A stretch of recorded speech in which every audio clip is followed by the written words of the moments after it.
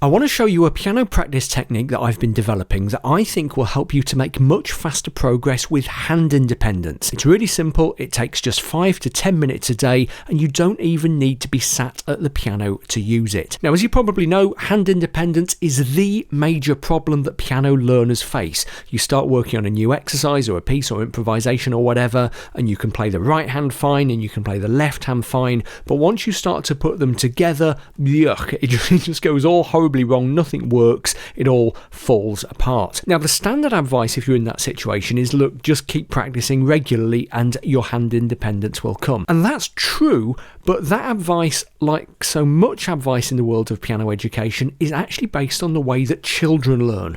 Over the past couple of years, I've been digging into the science of practice to write my new book, How to Be a Better Musician, which is full of this kind of thing, loads of exercises and stuff like that.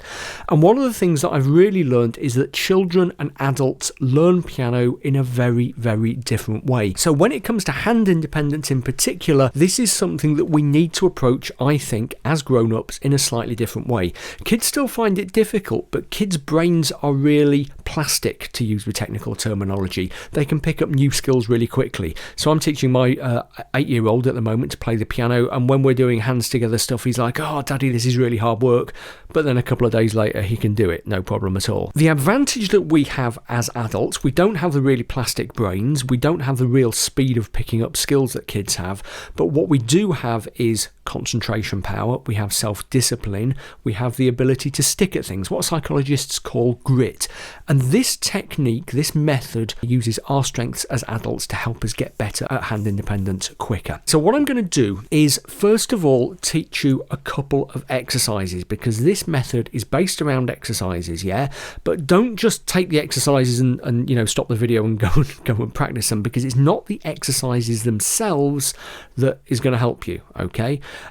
It's the way you practice them. So let's look at the exercises first, and then I'll talk about the method you use to practice them that is going to help your hands work together effectively. So first exercise looks like this.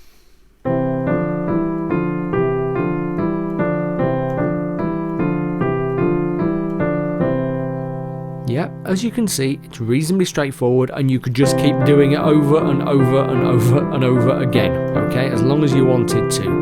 In the right hand, I'm just playing up and down a C major scale from C to G.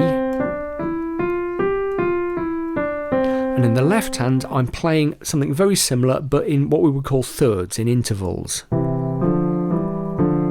So C and E together, D and F together, E and G together, then back down. If you're really new, by the way, you might even find that a bit challenging. If that's the case, just start off doing this basic scale in two hands. Yeah, okay, don't worry so much about playing the thirds. The great thing about that exercise is that you can really play around with it. You can reverse the hands.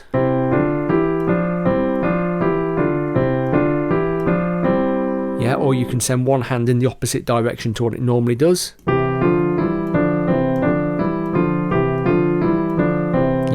There are quite a few ways you can play around with it, and that's good, because what we want to do with all piano exercises, but especially these, is kind of maintain the level of challenge. When you want to get better at playing the piano, if you've seen any of my videos before, you'll know that I always bang on about the importance of kind of keeping yourself in a sweet spot between challenging and achievable. Yeah, you need always to be stretching yourself. The other exercise is this,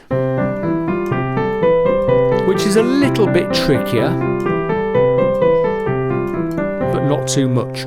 In the right hand, I'm playing up and down a C major scale. C, D, E, thumb under to the F, G, A, B, C, and then back down again, B, A, G, F, third finger over to the E, D, C.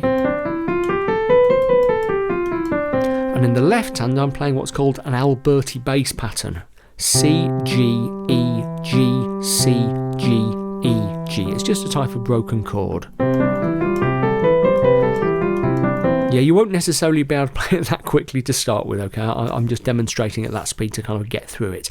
And again, you can play around with that, you can reverse the hands, you can do other bits and pieces to maintain the level of challenge. So what I want you to do is just to take one of those exercises, let's say the first one, and just practice it for 5 to 10 minutes a day. But here's the really important thing.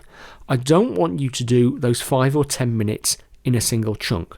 I want you to do 5 or 10 sessions of 1 minute each, spread throughout the day. Now, I've been talking about this a lot in my tutorials recently, and it's something else that's come out of my research for how to be a better musician.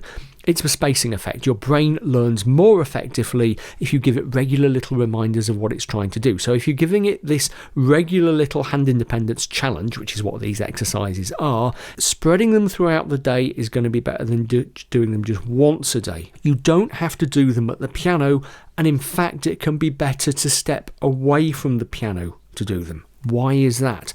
Well, when you're playing one exercise like this on the piano, you're getting feedback in the form of sound, which tells you how you're doing, and that's normally a great thing, okay, because we should always listen to ourselves when they're playing the piano. But because we're working very specifically on getting our hands working together here, we need to really focus. And if you're playing these exercises, say on a tabletop or on your knees, you actually have to concentrate harder in order to keep the hands doing what they're supposed to be doing at the right time. Yeah. So if you're playing that exercise and one hand gets faster than another,